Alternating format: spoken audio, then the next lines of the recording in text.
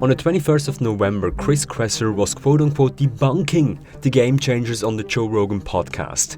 It ended with that remark. These people, like the people that made this documentary and like Joel, they want to ignore evidence that flies in the face of what they're trying to promote. Yeah. And they do it with really frustrating and deceptive methods. And that's what I thought when I watched this film. On the 5th of December, Chris was on the Joe Rogan podcast again, yet now having to back up his points in an actual debate. It ended quite differently. You come in and explain and refute his debunking, and I think you did a fantastic job. I really appreciate you having me on. My pleasure. And Here's what happened between those scenes. As usual, I'll analyze it to the frugivore teeth and share insights with you that you might have missed before. Are you ready? Let's hear it.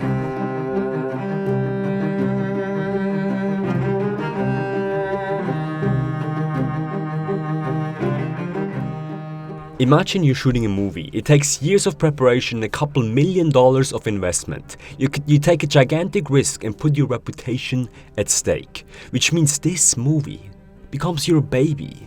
You raise your baby, you nurture it, and you make sure it's good. You meet with leading experts and high-tier performers to back up the claims that you make in the movie.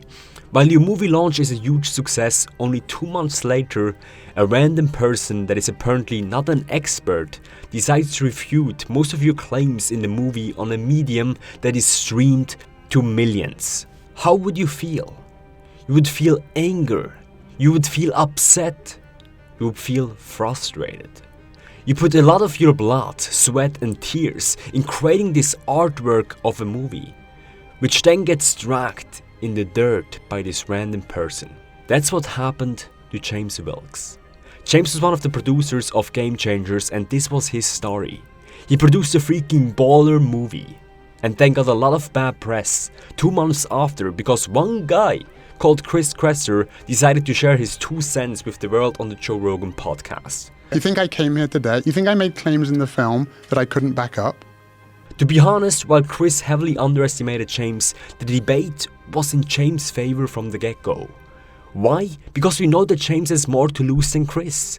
Because, honestly, I've got people that watch the film, changed their diet, started feeling better, watched this podcast where he debunks the film, and then called me a lie, write me a message on Instagram saying you are full of shit. A movie is a huge investment that you do not take lightly. So what do you do if you have a lot to lose? First of all, you're preparing slides like a madman. If not, I've got your slide, 107. Slide 107. No, this is a 2019 meta-analysis. Okay, 2019, 153 studies, right? Okay, so can you bring up slide 109, see what they actually said? And so if you look at slide 113. I think James was the most prepared guy that I've seen since a very long time to enter a debate. He really did his homework. Experts, right. Experts and their opinions and not Chris Kresser and his opinion.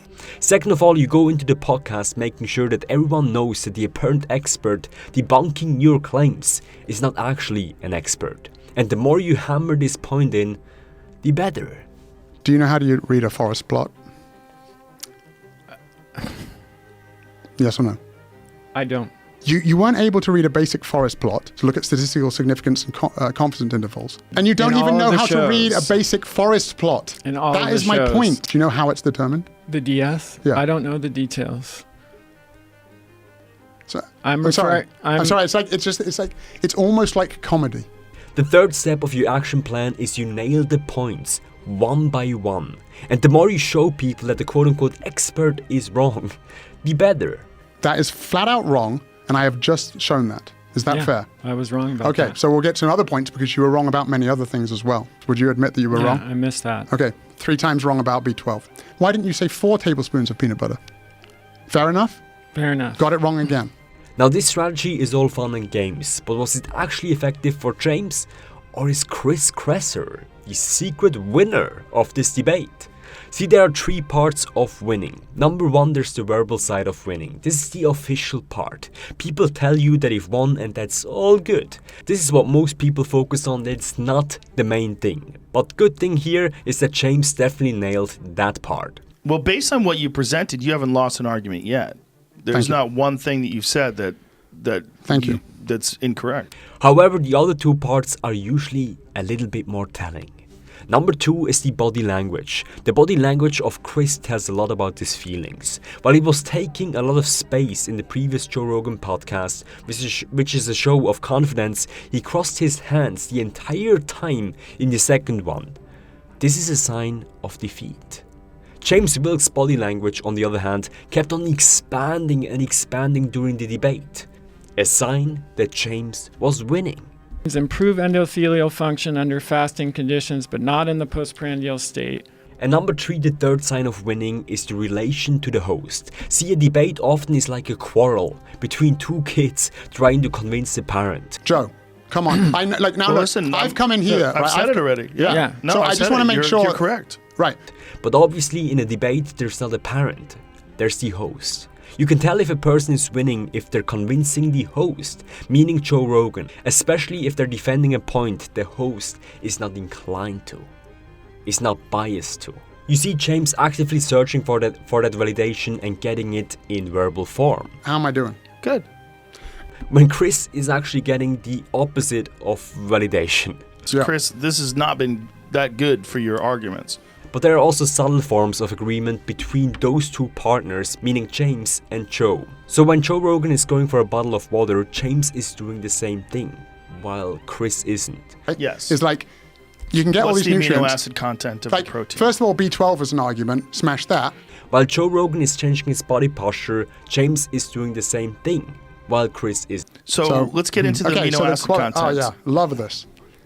I was like really like doing like researching for this. This is an indicator of rapport between those parties. Now it would have been more telling if Joe would have copied James' behavior, but still this is an indicator of liking and agreement between those two guys. Conclusion: there's overwhelming consensus that James has absolutely destroyed this debate, based on the verbal side, body language, and relationship to the host. Part of why James was capable of doing this and other vegan guests haven't that far might be because he acted with aggressiveness. He's a tough guy and Joe Rogan really seems to appreciate that. Combine this aggressiveness with extreme preparation and determination of James' side and you get a debate like this. A complete freaking humane slaughter. I'm not sure if James is vegan after this debate. So anyway, good work, buddy. The mission of this YouTube channel is to put veganism across the goal line. If you want to help us achieve that, like and subscribe to this channel and don't forget to hit the bell icon. Let's make food production great again.